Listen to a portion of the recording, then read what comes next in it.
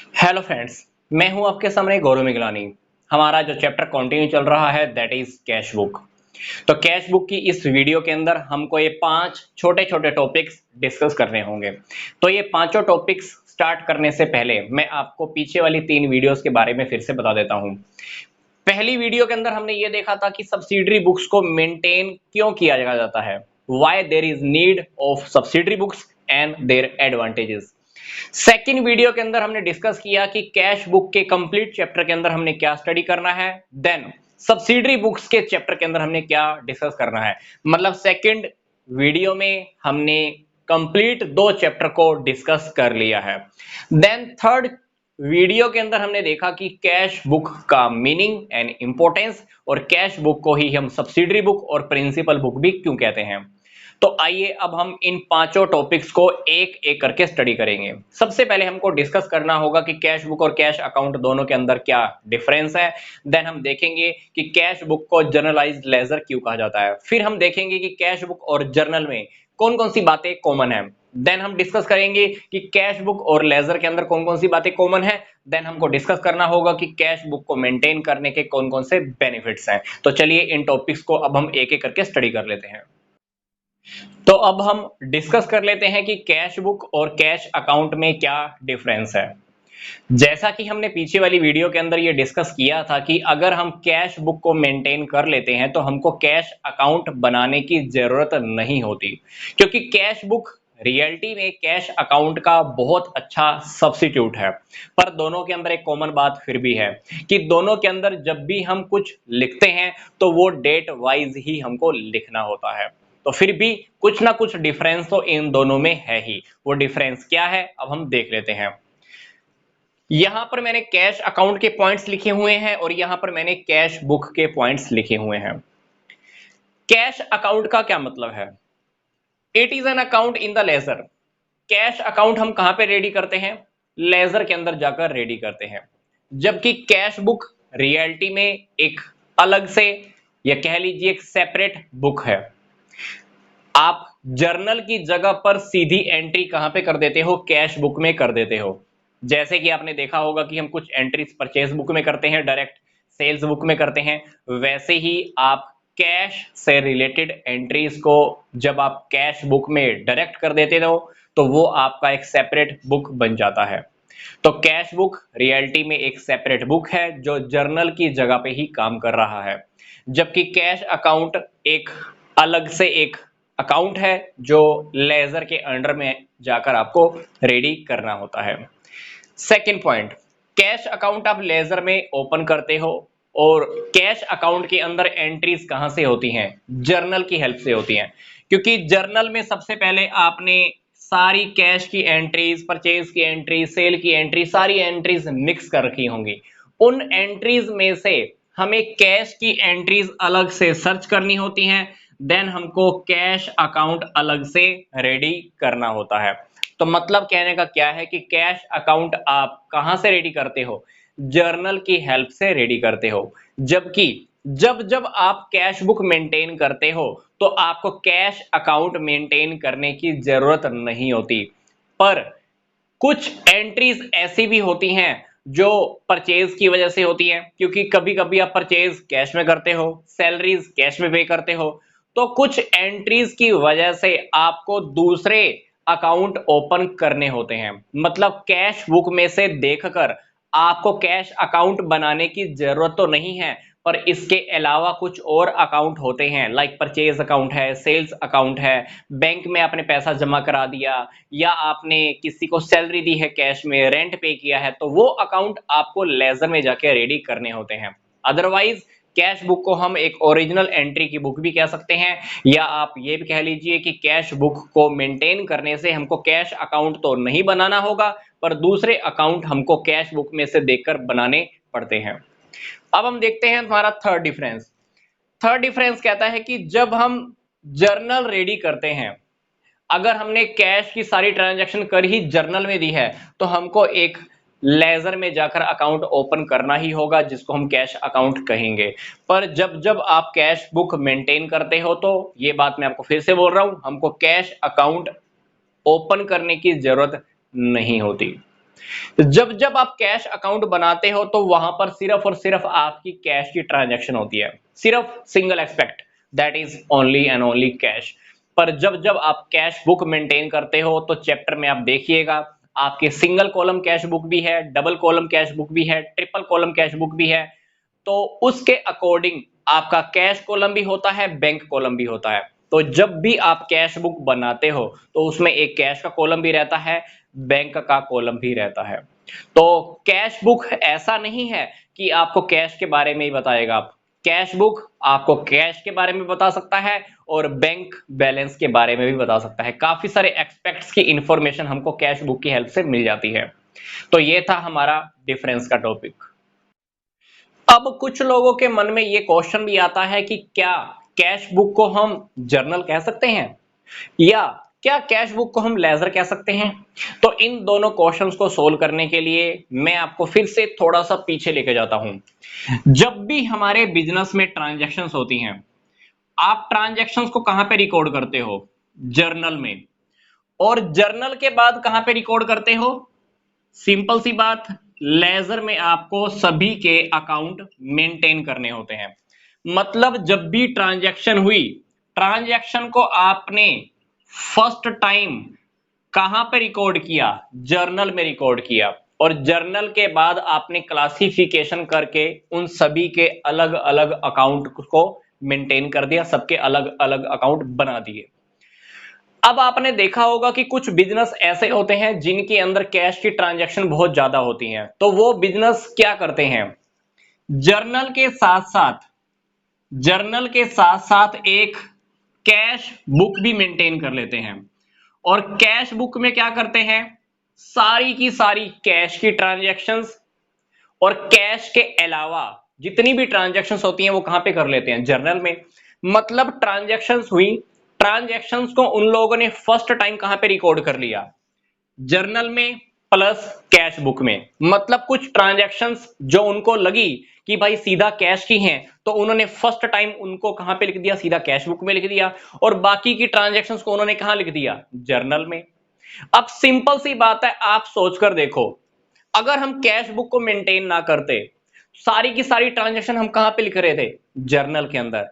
अब यहां पर कैश बुक ने थोड़ा सा जर्नल का जगह ले लिया है, तो इसीलिए हम कैश बुक को जर्नल भी कह सकते हैं, क्योंकि कैश बुक के अंदर भी तो एंट्री हमने फर्स्ट टाइम ही की है, इसीलिए कैश बुक को जर्नल कहा जा सकता है।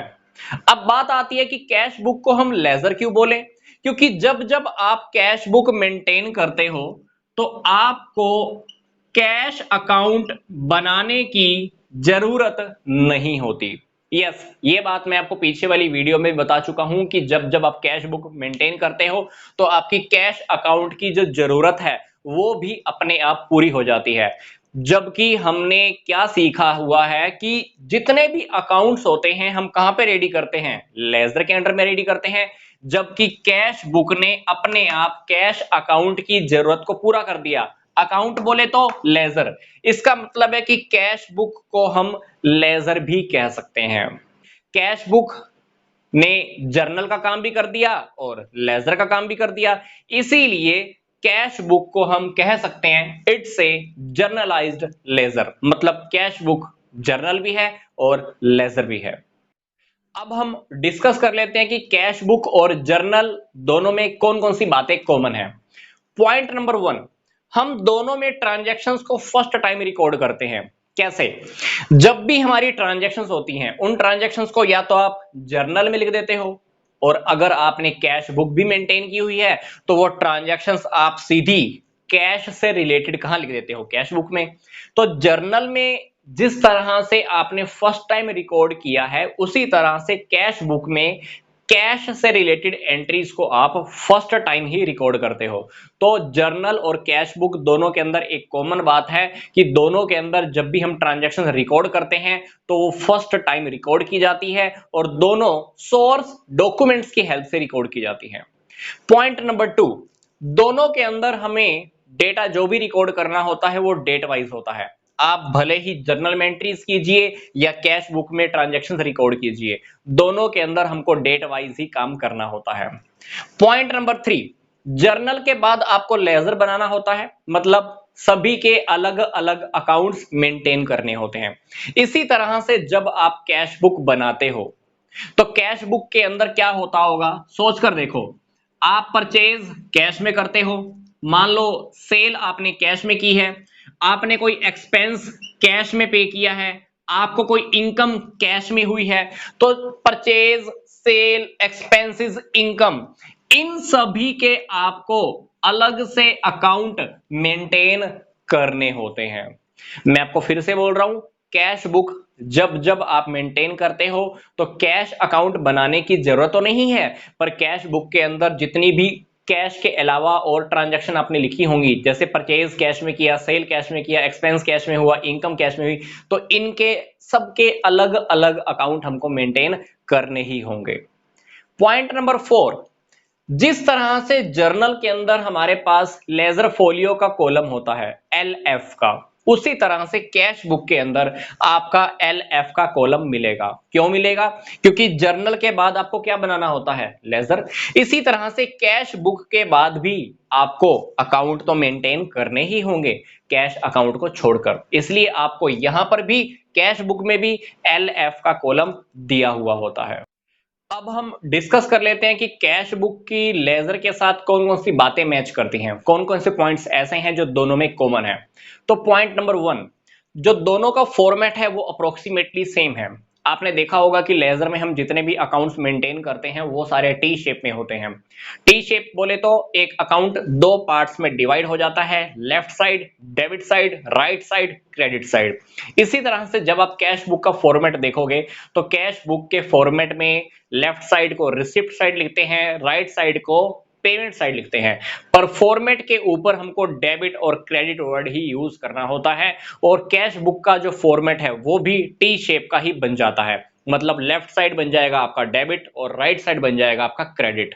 तो दोनों के फॉर्मेट अप्रोक्सीमेटली सेम ही है। पॉइंट नंबर 2, कैश बुक जब भी आप मेंटेन करते हो तो आपको कैश अकाउंट बनाने की जरूरत नहीं होती। यह बात मैं आपको पहले भी बहुत बार बोलता आया हूं, तो कहीं ना कहीं कैश बुक लेजर का ही एक पार्ट है।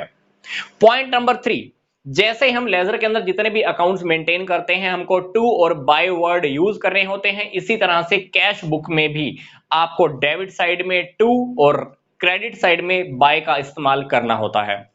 जिस तरह से आप लेजर के अंदर जितने भी अकाउंट्स को क्लोज करते हो, ओपन करते हो, उसी तरह से कैश बुक के अंदर भी हमारी ओपनिंग और क्लोजिंग होती रहती है। To balance BD, by balance CD, तो वैसे ही बैलेंस होते हैं हमारे, जैसे हमको लेजर में अकाउंट्स की बैलेंसिंग करनी होती है। तो ये हमने डिस्कस कर लिया कि लेजर की कैश बुक के साथ कौन कौन सी बातें मैच करती हैं। अब हम डिस्कस कर लेते हैं कि कैश बुक को मेंटेन करने के कौन कौन से बेनिफिट्स हैं। बेनिफिट नंबर 1, कैश बुक जब भी आप मेंटेन करते हो तो हमें कैश अकाउंट बनाने की जरूरत नहीं होती। तो कैश बुक कहीं ना कहीं हमारा जर्नल का काम भी पूरा कर देता है और अकाउंट का काम भी पूरा कर देता है। कौन से अकाउंट का? कैश अकाउंट का। तो कैश अकाउंट का काम उसने पूरा कर दिया, मतलब लेजर का काम पूरा कर दिया। तो कैश बुक कहीं ना कहीं जर्नल का काम भी पूरा कर रहा है और लेजर का काम भी पूरा कर रहा है। इसी वजह से हम कैश बुक को जर्नलाइज्ड लेजर भी बोलते हैं। तो डेफिनेटली कैश बुक को बनाने से आपका कैश अकाउंट को बनाने का टाइम भी बच जाता है। ये एक बेनिफिट और भी हो सकता है। सेकंड टॉपिक, जब भी आप कैश बुक मेंटेन करते हो तो उसमें कैश का कॉलम भी होता है, बैंक का कॉलम भी होता है, तो डेफिनेटली आपको कैश के बैलेंसेस और बैंक बैलेंसेस का भी पता चल जाता है। पॉइंट नंबर 3, बिजनेसमैन कभी भी किसी भी टाइम ये बात आसानी से पता लगा सकता है कि मेरे पास एग्जैक्टली इस वक्त कितना कैश बैलेंस रखा हुआ है। तो ये बात आप कभी भी फाइंड आउट कर सकते हो अपने कैश बैलेंस के बारे में।